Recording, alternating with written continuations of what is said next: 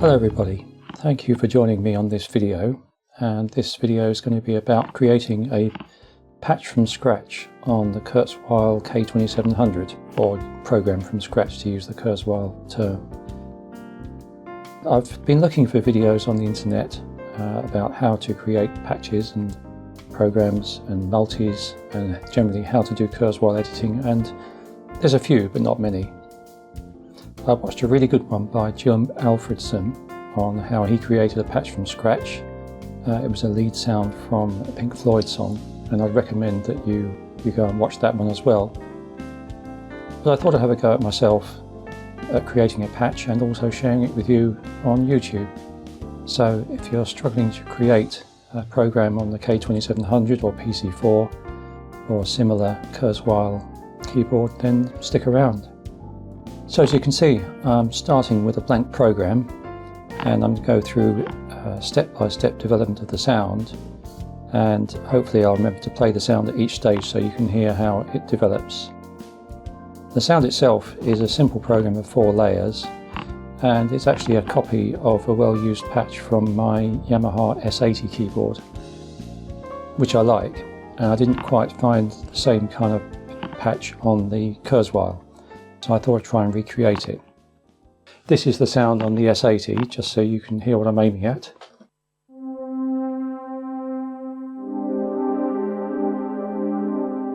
And it's actually called soft pad, which is what it is.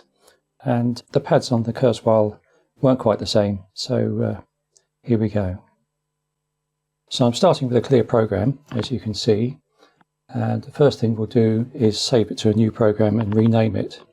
So 4112 is a clear ID. I'm going to leave it at clear program for the moment and save it as that. So now we're ready to edit. So here we go.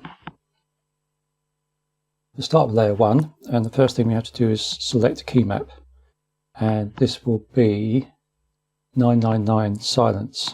So let's just go down. There we are with silence. I'm going to save it at each stage so that I don't lose anything. Next thing to select is the algorithm, and I'm going to select algorithm 6.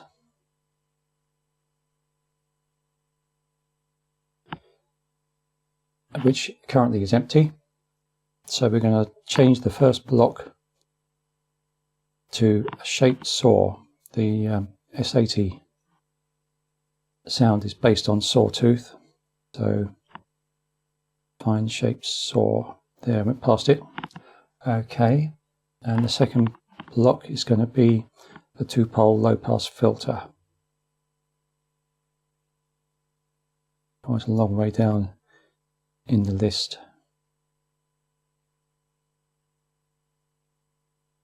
There it is. So the sound we got at the moment is this. It's a bit of a blip. So to make it a bit longer, we first of all have to set the amp envelope from natural to user. Now we get adjustment of the envelope.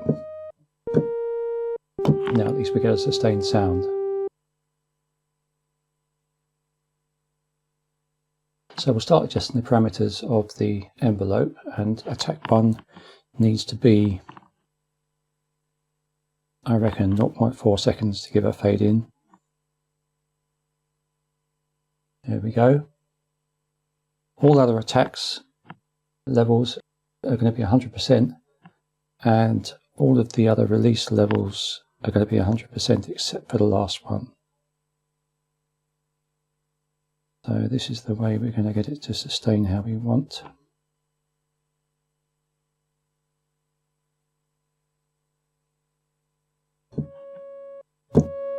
So that we've now got the fade in, which is the beginning of the soft pad.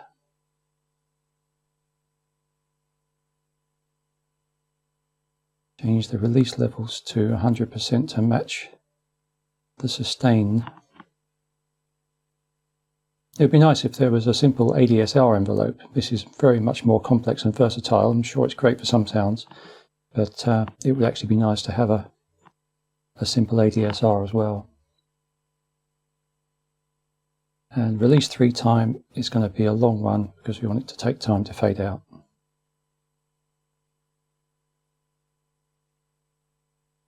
So about that. So now we've got a nice fade in, fade out. So now we want to start shaping the sound, and we'll go to the filter.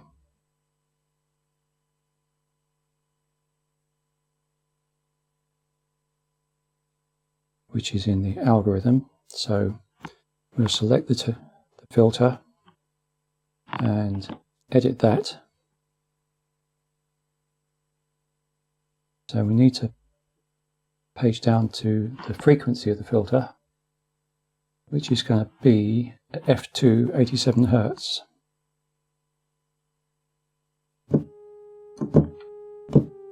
So that's made it slightly duller. Just going to turn the volume up a bit so we can hear it properly. Okay. So now we want to go to the DSP mod page to get the frequency changing with an envelope. So we're going to change source 1 to envelope 2, quite a long way down in the list.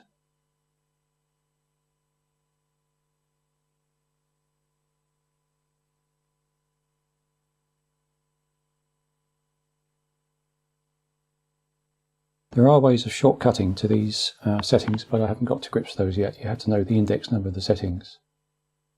And we're going to set the modulation depth 3600 cents. Let's make it a bit louder. And there's a little bit of filter there that we can hear. Now we need to adjust envelope 2. Now we've set that as the source. So we go to the envelope 2 page, and there's a whole load of settings again. So attack 1 is going to be 0.44 seconds, pretty much the same as the amplitude envelope. Attack 2 I'm going to set to 1.24 seconds. I'm going to have a bit of a closing of the filter.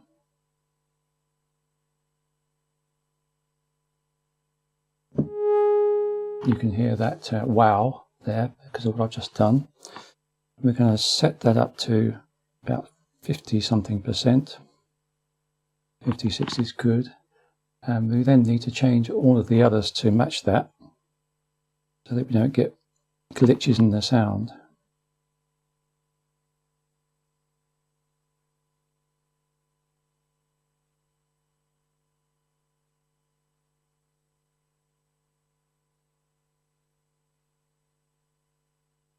I'm setting all to the same level. And we'll have a release time of 0.88 seconds.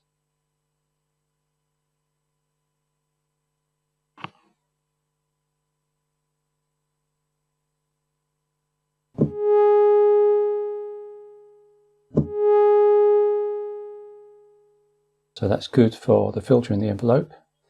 Now I'm going to detune this just down slightly because the next layer is going to be detuned up. So let's go back to the algorithm page and into the shapes saw and saw pitch.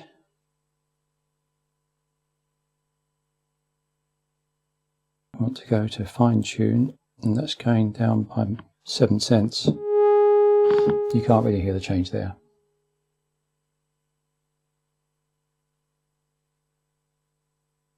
Now we're going to pan that right, which is on the output page. And it's going to go all the way to the right, which is 64. And there it goes. And that completes layer 1. I'm going to save the program now. So now, to save time, we can duplicate that and go to layer 2. So duplicate layer. So now we're on layer 2, as you can see. We're going to pan that left straight away. If I play it, it'll sound just like it was in the middle because the sounds aren't at all different yet. So now we're going to tune that up by the same amount to get a nice bit of chorusing or beating. Let's go back to the algorithm page and edit the saw and go across to tune, and that's going to go up 7 cents. So we got our first bit of chorusing and beating. Now we're also going to modulate that slightly with an LFO. So let's go to the LFO page for this layer. And we're going to set that to 3 Hertz. I don't know whether I need to set min and max because rate control is off, but there it is. And we're going to set the shape to sine. Then we need to actually apply that LFO to the frequency. So we're going to DSP mod page for this layer.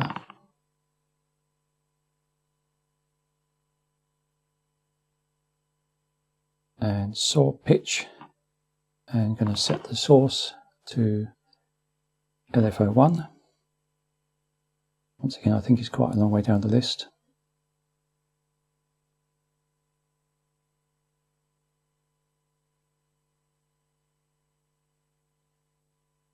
LFO1, and depth will have 11 cents. So that's added a little bit more beating to it, a little bit more modulation. And that completes layer 2.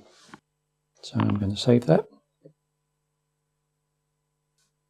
And once again, we can save time by duplicating and making our layer 3. Duplicate layer. So now we have a layer 3. I'm going to select a different key map for this. It's not going to be a sawtooth. So let's go to the key map page. And this is going to be number 116. I could type this in, but I'll scroll to it. So layers 3 and 4 are kind of synth strings patch. I chose case in strings 2 just at random, and it seems to work out okay. Now we need to remove our saw pitch from this one, so we'll put that back to none.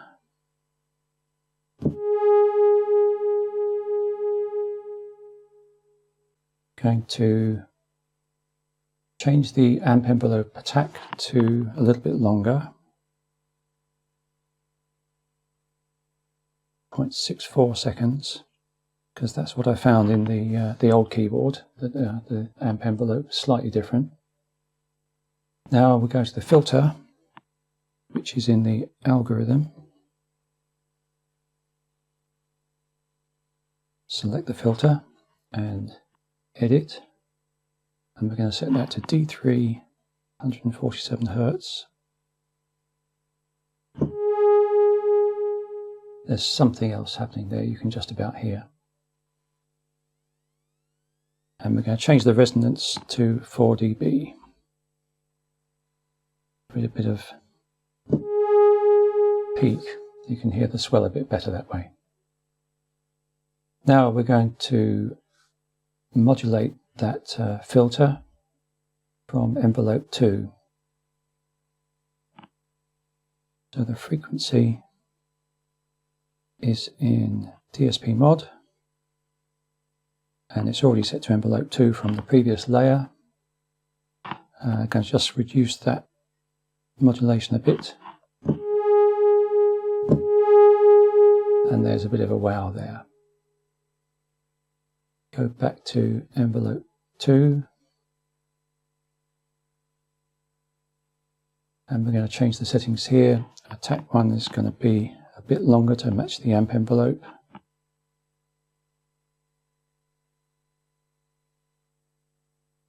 And similarly with the attack 2, it's going to take a little bit longer to those down.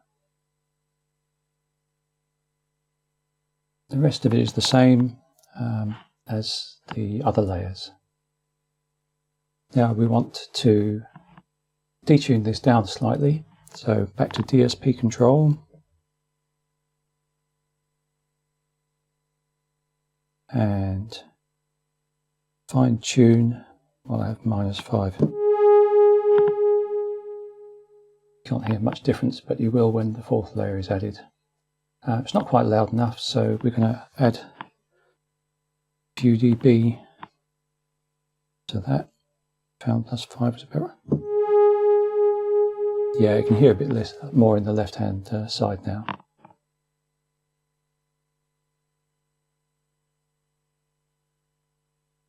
I'm going to pan this right on the output page, because that's where layer 3 was in the other keyboard, and that completes layer 3. I'm just going to save that.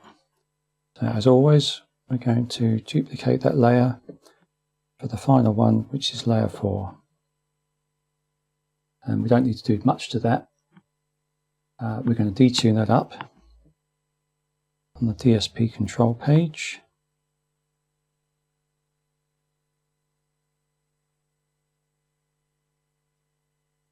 So we go to fine,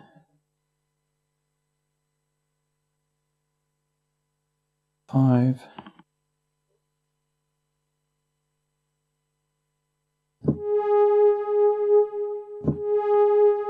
and there's a bit more happening there.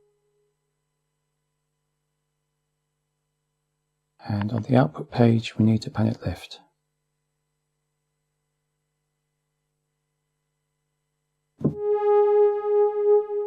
And that's nearly there. Save it again. Now we need some insert effects just to kind of smooth things out and give a bit of a sheen. So we go to the FX page. Currently we've got no insert effects. So we're going to put a chorus on that, and a 32 is not a bad one. So there we are. It's sounding much more like a soft pad now. And as the aux1 effect, we're going to have a bit of reverb. 15 was the first one I came across. And that's sounding good. And that completes the patch. So there we are. We'll exit that. Now, just for a quick comparison, just play a chord on the Kurzweil first. It's possibly got a bit more filter on it than the original, so I'll play the original. Sounds like the Kurzweil's got a bit more resonance, and maybe one of the envelopes is a bit short. S80 again. That's close enough for me. I use this patch as a layer with either electric piano or acoustic piano. It just gives a bit of a weight and warmth to those patches, and I found it very useful. So I hope you found that useful. As I say, the Jim Alfredson video is a lot longer, goes perhaps into much more depth about how his patch is made up. I recommend that, and it's linked below in my comments. And I've also prepared a PDF of the steps I went through in creating this patch, and you're welcome to download that. Once again, that is linked to my Dropbox in the comments below.